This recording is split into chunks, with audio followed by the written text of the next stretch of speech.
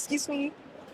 Hi, I love everything that I see here. Tell me everything if you don't mind. Of course, of course. So, hi, my name is Maeve. I'm an interventional and structural cardiology fellow and soon to be critical care fellow at Johns Hopkins. Amazing. Thank you. Do you mind if we ask you a few Of questions? course. Come on over. So I am fascinated by your life. So you are currently an interventional fellow, That's correct. and now you're going into critical care. Yes. What has motivated that decision?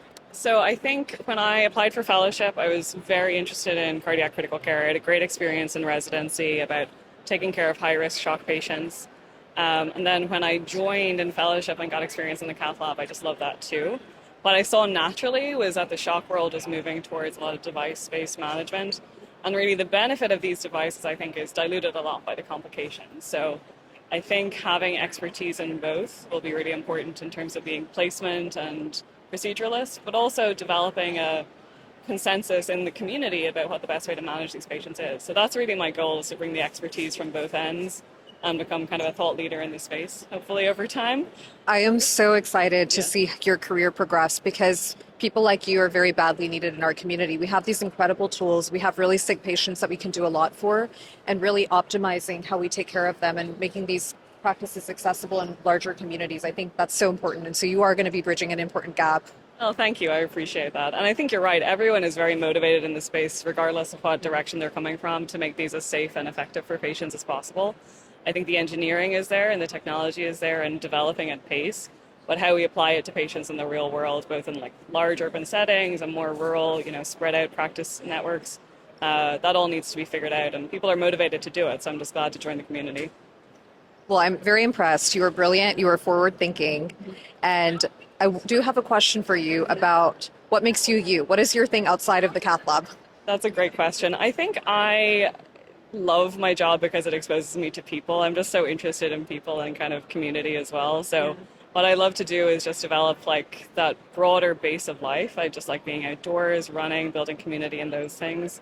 And I'm just so curious in what motivates people in life in general. So I like to bring my whole self to work if I can. And I'm so blessed to be able to meet people across all walks of life. I think that's kind of where I see my value, is kind of being someone who can associate with people from any part of their background. And I think one of my favorite things to do is, before a high risk case on a very busy day, just getting to meet the patients and prep and make them smile, put them at ease, and build that relationship over time. So I think that's kind of the balance on the human side of it, and against the kind of high level research academic side. I think those two things coming together makes it really potent for me.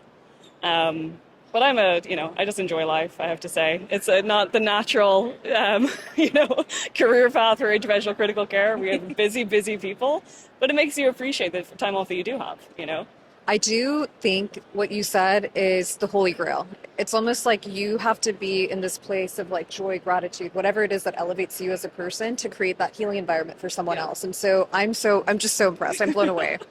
I just think, where does that wisdom come from? Like, where did you learn this? I have no idea. Here. No, I think I was lucky I came from a very different healthcare system as well. I did my medical school in Ireland. I did 1 year working there. And in Ireland and a lot of Europe, it's a lot more about service provision, and that has positives and negatives.